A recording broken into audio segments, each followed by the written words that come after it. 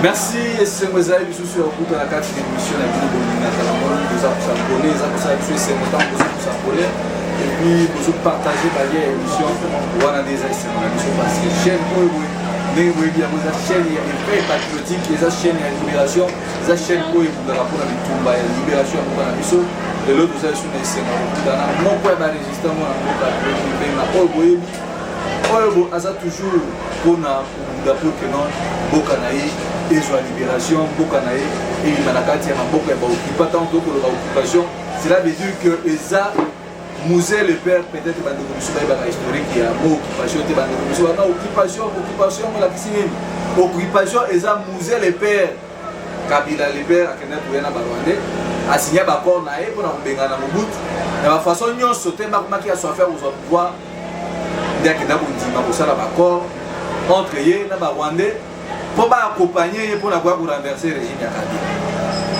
De basalaka ba ko wana ba Rwandais ba ye na beaucoup positif ba ye beaucoup de na capitale après chute ya Mobutu surtout kuyebi musée le ko la bana pe ko travailler na bango bazaki ba poste terminé ba ministre des affaires étrangères Bisidani Bisik Makaraab et Koso.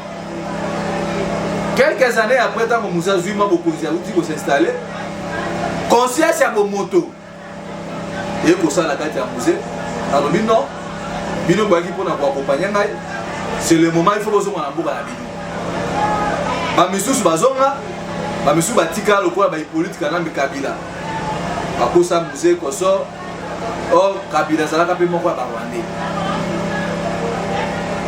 de ba resaki kuna bango lokola bazaki na satisfaction te na nini na bango ba yaki pona ko zamboka na biso ko imposer loi bakena ko te la musée likopa de bomona ki ba bomaki musée ba ko imposer biso mutu oyo boye amemela biso ba Rwandais azongisa biso bango na kati ya mboka oyo voilà place moya occupation ya tango le père le Kabila musée akufi ba bombi et pas ba Rwandais ba ko zo marionnette mo bo ba tie wana lokola ya kumba ba Rwandais nyonso ayina bango na kati ya mboka nelelo oyo boye moya occupation e uta na place wana yango to ko bengisa conscience ba résistant nyonso parce na minute oyo ni les censés être ignorant que non ndenge tozoloba awa boye mboka na biso za na kati occupation yango tozobengisa conscience ya bandeko moko na moko parce que tant Bruno Lobaka il faut article 63 lelo oyo bato misusu lobi ndeko moko benga bindeko Bruno ozaka na raison article 63 na mboka na biso c'est important na minute oyo parce que mboka na biso za na kati occupation important c'est article 63 ezandeni coup de chapeau na ko féliciter président Ukraine na ko féliciter président Russie article 63 na féliciter président Ukraine ndengeni parce que bon moni tango ba russe basali invasion ba côté ibango occupation russe na kati ya Ukraine ndenge ba Rwandais bazo menacer bon bango ba menacer parce que bazali déjà kati ya situation pour la président turc président Ukraine pardon alobi bana basi nyonso ba kobima na mboka mais toute personne âgée de 18 ans 60 ans a obima na mboka te akotelema pona kozwa munduki pona kobunda pona belela mais ça qui n'a pas contexte au cas de RDC comment on a monté à maski mais moi comme toi bossa okima ya mon na ben so mon na Congo pour comprendre que non ma beleza sacrée ma beleza lo basa on a sécurité prévenir bon mon président Ukraine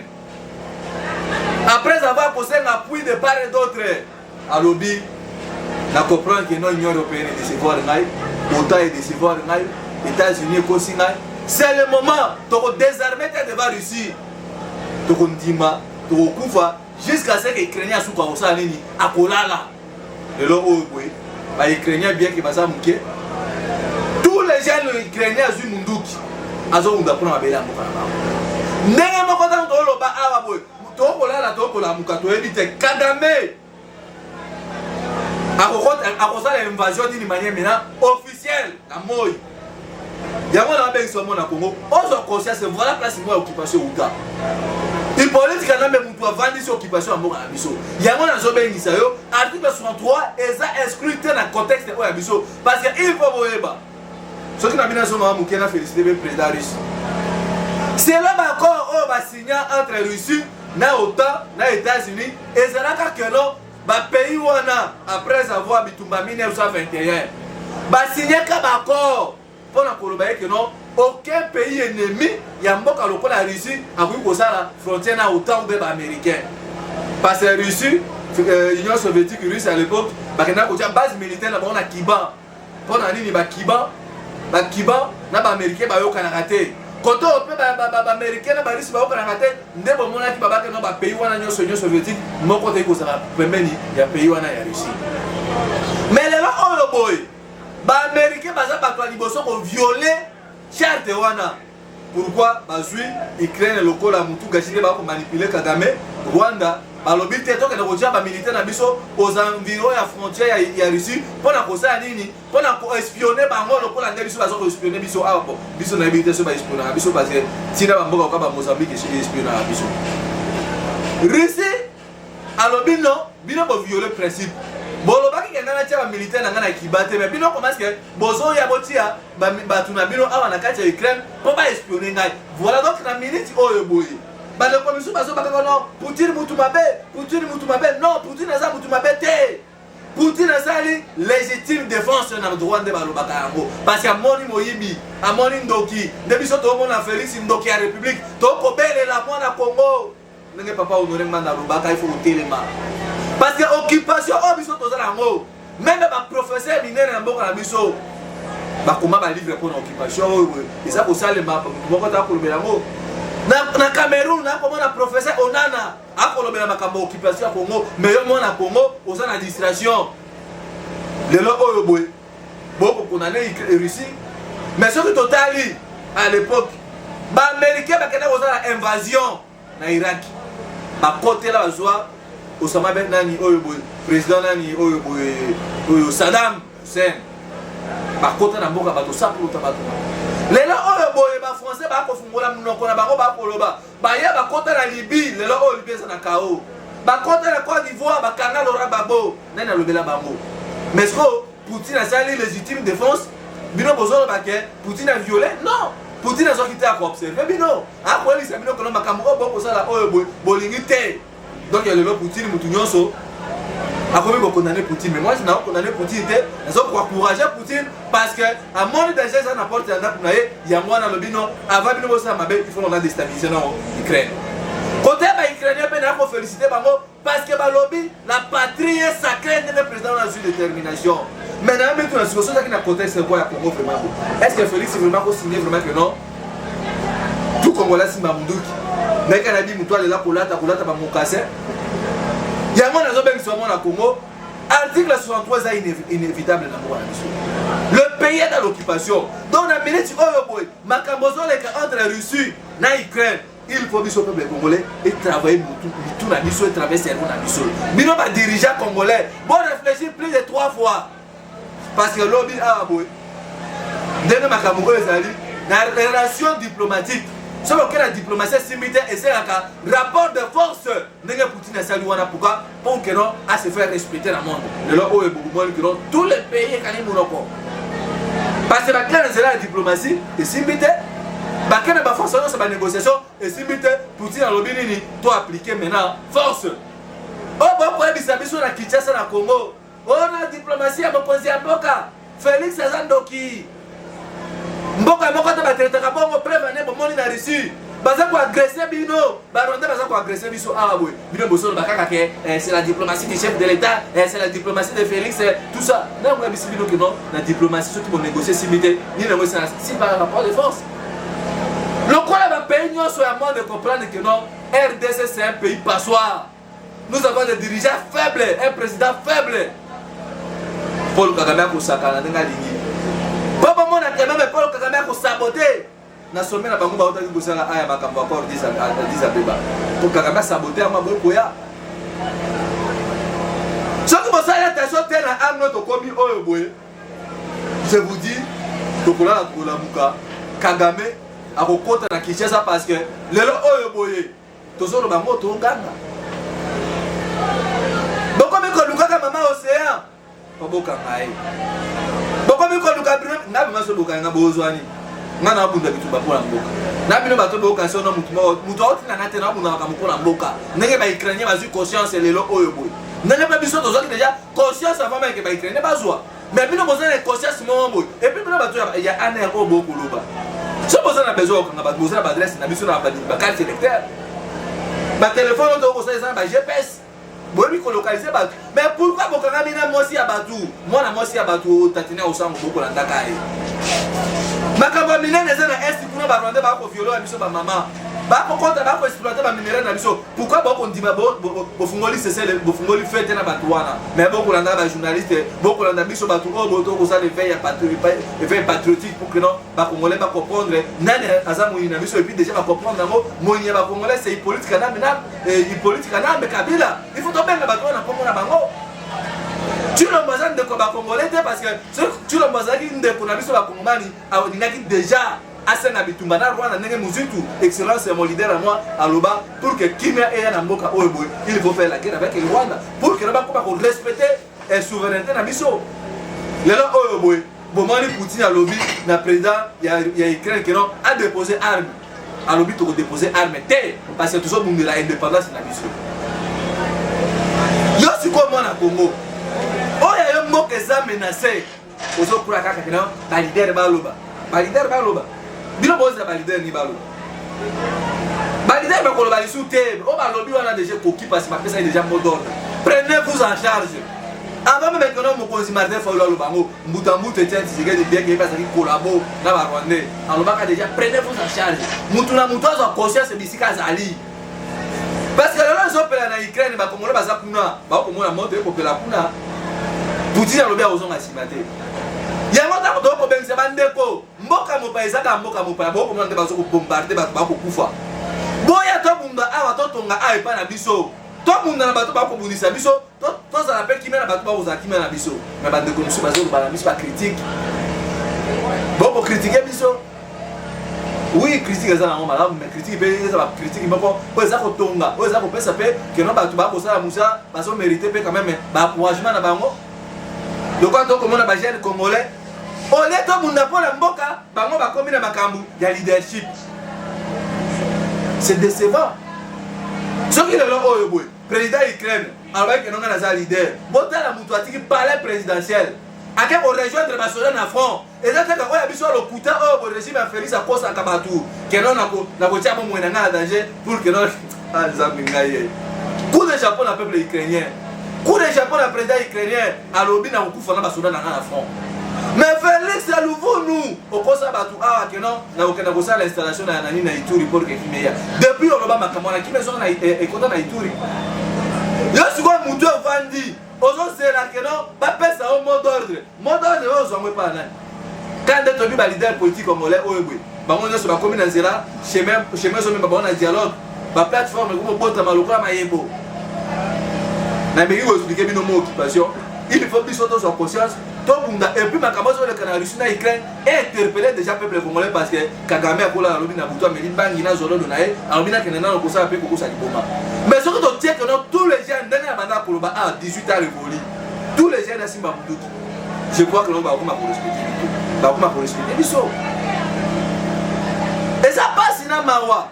Tous les gens qui sont à Congo, roi Philippe au hasard roi ya Belge. Aza koko ya roi Léopold do bato ba Lumumba. Alors binga na osema ba nyangala kata na ba congolais pardon pourquoi?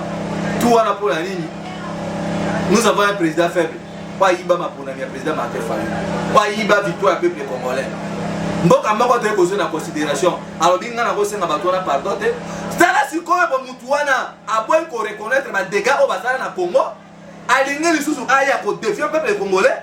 Aya batandela tapiru nde batandela Kagame na awa na marti bande kuna biso a 10e mairie ndenge moko pe wana lobi non akosa dommage et réparation te akosa na bolimise et puis azana loko moko te akosa la vis-à-vis ya peuple congolais yango na zo bengisa le 4 oyo boye le 6 roi ya Belge azo ya awa koya roi ya Belgique za ko défier peuple congolais mobimba tanga koya nde bino bato ba bovana na séance d'état 10e mairie oyo bonana ndi moko ba parlementaire de bois bito lembi pe bovana na séance d'état 10e mairie bino botama mitu ka boko yiba boko lia boko mela biso to yemela ka bino faci be faci le traître to tele mela mutu oyo boy parce que Belgique ça sabotage ya lutte ya Lumumba ça sabotage ya lutte ba papa na biso kamba o ba tele mela Mobutu bana nzenzalandu oza wapi C'est le moment où nous sommes bien abattus. Tout ça, la mobilisation à terrain. Et puis, comment on compte au bima balabala. Oh, non, ça qui te boite pour l'année. Tout ça qui peut pour l'année. Nous n'avons pas vu la réalité, nous sommes pour ça. Là, oh, boy. Pour nous, on a un boloja. Pas pour le service à aller. Pas communicateur, nous sommes. On va aller pour le banakomba la mukatoza na service ya liste na biso za kuna. Lelo oh mama tatina osanga ko la ndaku na ete. Akomi lelo alali anendenge mama osia akomi ko vanda. Lelo alali awa, lobe alali kuna kola soki wapi. Tela vie ya mutu. Mutu azo bunda pona mboka. Nous ne travaillons pas pour les Rwandais, on travaille pour la mboka na biso. On est battu, on n'a pas gardé biso, mais tu sais comme Elo comme tous les communicateurs il y a la muka. Nous ne sommes pas sécurisés. Liste na biso la bino bimenga o. Mutu wana so botenga za bozwani. Ou bien so bokuminga bokanyeni. J'ai fait un bon combat pour mon pays. Parce que naza na bolingwa na mboka na ngai. Naza na nationalité mosusu lokola bino ba binationaux. Bozu mona batu. Kaso mboko simisaka etouche. On a simana ba ba kozwa décision za ba Rwandais na ba Burundi na ba Ugandais. Ba oti ko nommé gouverneur à Ituri. Bota la morphologie à gouverneur wana c'est Rwandais tout fait. Gouverneur militaire, on a colonel, ceux qui Philippe, ceux qui Philémon, ceux qui non. Alors c'est comme ça que vous allez me dire que non, tant qu'on a mon repos, on va Makambo. Et puis nous avons colonel congolais, besoin de conscience.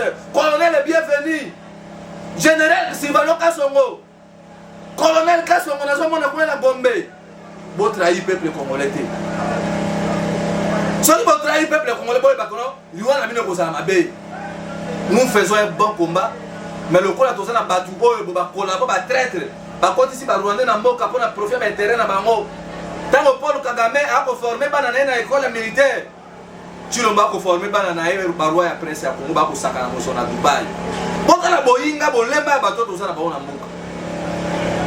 C'est décevant. Tant que on a Makamboabou, il y a un béni sur roi Belgique. Tous les bas au la Massano. Parce que tant que on a l'indépendance, on a vu ce mandat pour Massano. Et maintenant, Makamboabal, le motopé. Et puis tu as vu ce qu'on a sur 1959. Ce qu'on a besoin pour battre la bombe moïna, il y a un peuple belge. Vana na mboka na bino. Yo ko na mboka oyo bo reconnaître nos pouvoirs wana que ça illégitime. Bino ba belge bo sala 3 ans instabilité gouvernement bimarate 3 ans. Pour la nini bozaki na kimi akati na mboka na bino te.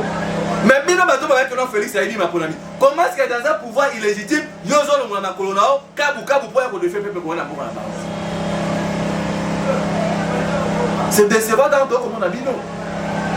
Si réellement bien ma Belge boza makasi. Bon quand on le fait Poutine, il y a on a kanisi tous les pays.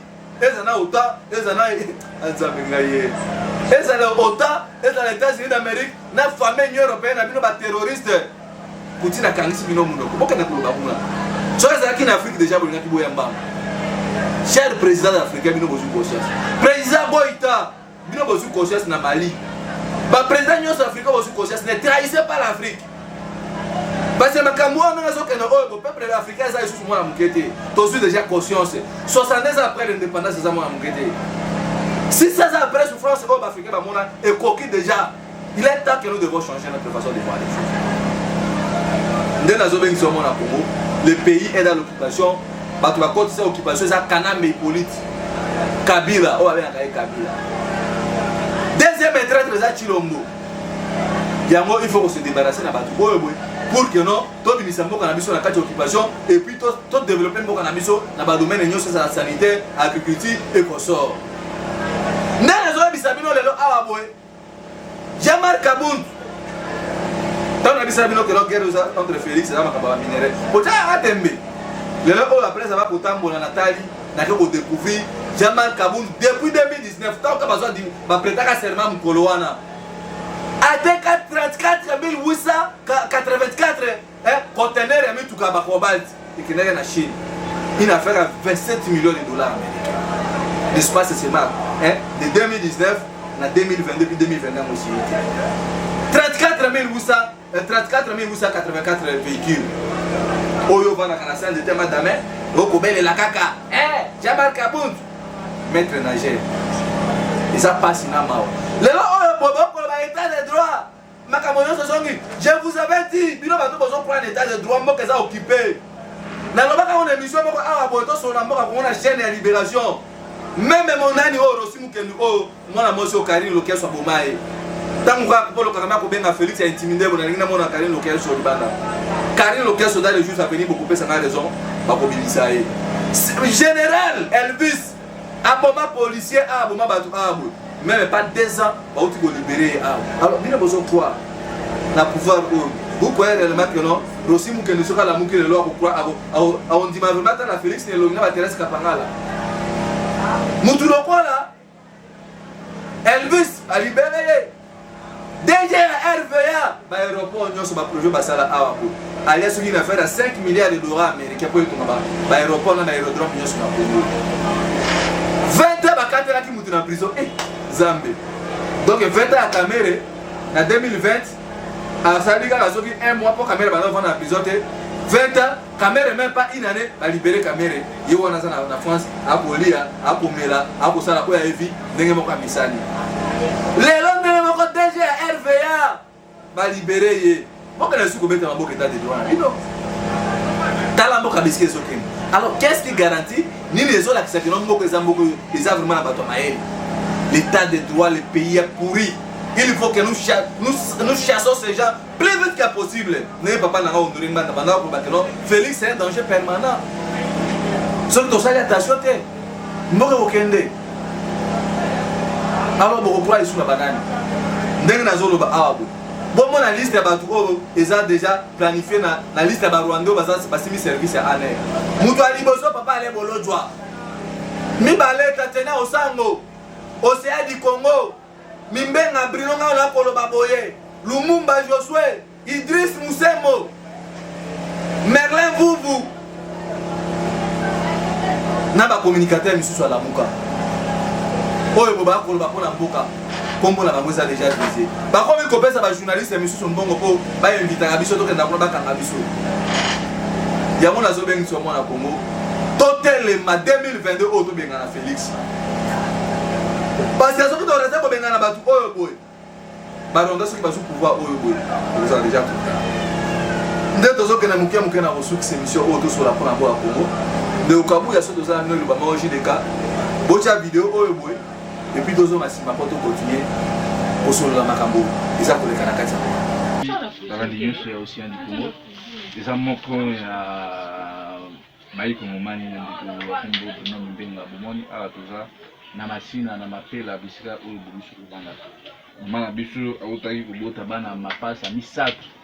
Mbala liboso abotaki mibale bana swa baza wana. Johnson. Bien. Et puis pour la deuxième fois, des beaucoup de monde a ban mis ça, on a mis à ça moi na mobile. Oyo boy à ça moi na mosi et puis photo boy à ça moi na mosi. Alors les a facilité, toujours c'est juste finir bande de nous sur le bazar touché parce que c'est pas facile comme on a déploiement aussi que d'autres ban mis ça ils a likambo nzambe mais likambo oyo pesi biso isengi lisungi ya mutinyo sur oyo akuko même un plus na pour que no bana oyo ba pour la zengi isengi. Maman aussi du Congo, maman jolie, maman Adolo na Suisse, bota la bande, soki pe appui na bino ko za bienvenue pour na bien-être à bana oyo za malam. Na éviter soki maman qui est na ikonda par rapport à l'autre Congo.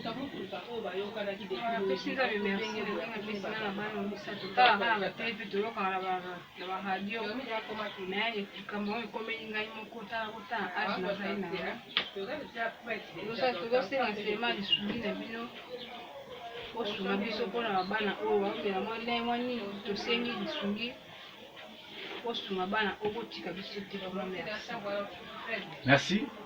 Nangam nanga mosi bomoni za koko ya ba Jackson na ba Jason ba ongona na bazuna no kombote na ibite koko kolo banini tuna bande kunasa ko yango na lobi papa ka ndenge bino bodo binga na ba kesi bo merci ndenge nzamba kanisi liboso na ba misatu mais ba o baza liboso baza na makoki ya kosunga biso basunga biso batika biso te abakisa biso maboko okona biso moko to kokate abakisa biso maboko basunga biso baza na makoki.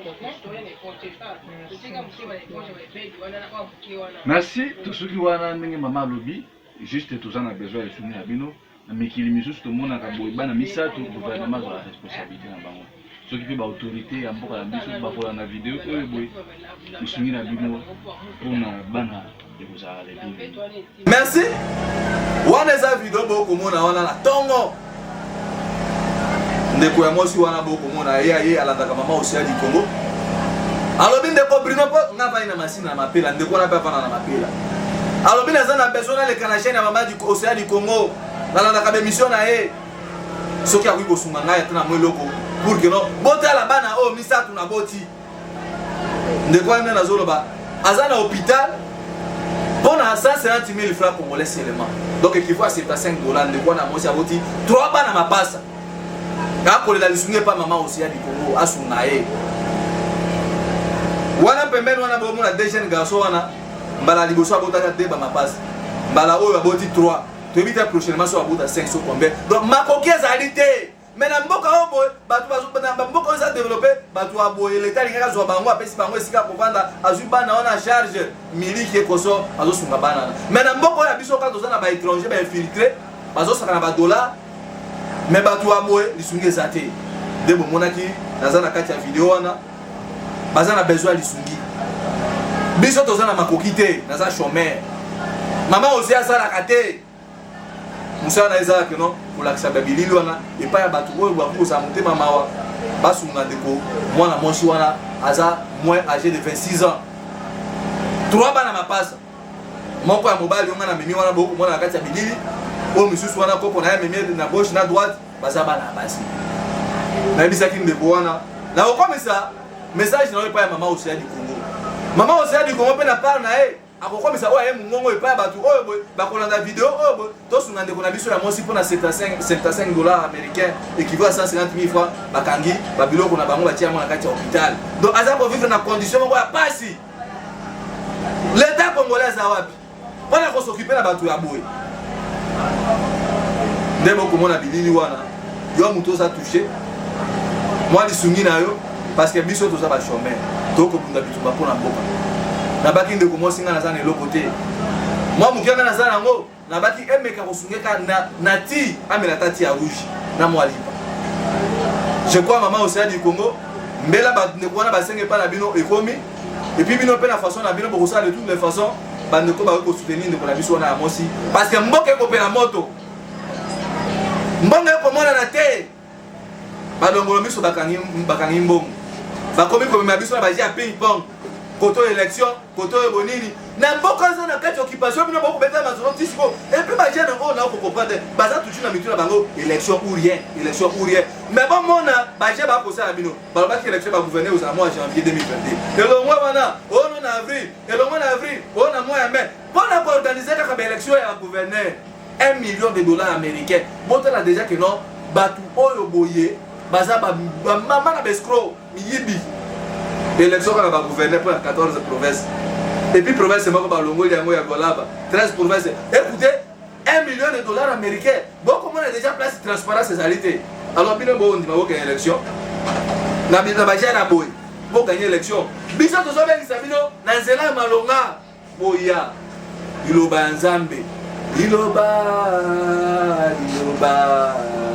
liloba nzambe kobikisa bato bakolanda biso tozoloba kwa liloba nzambe o bakolanda ngonde bakobika boya tobimisa mboka na kati ya baoccupant opération Jeanne d'Arc ne mama Océan alobaka liloba nzambe yango oyo biso tokubenga masuwa ya Noé okoloba koyoka kite to biso tanda kotonga masuwa ya Noé opération Sauvons le Congo opération Jeanne d'Arc opération Sauvons opération Zéro Rwanda na mboka na biso boko mona ndenge tokotoka tokobunda mpona ekona na biso me toza isu na kimia te eza pasi na mawa peuple congolais biso toza kobelela mama Océan du Congo aza na danger na mama Tatina Osango ndeko trésor lik molopo eti lelo oyo bobisika ndeko na biso na za toyebi te lelo oyo bona parlement debout ya quartier 3 bakangi bilenge kuna oyo bakobunda bitumba sor na bango eyebani nanu te yango nazobengisa mwana Congo roi Philippe koko ya Léopold alinga defie biso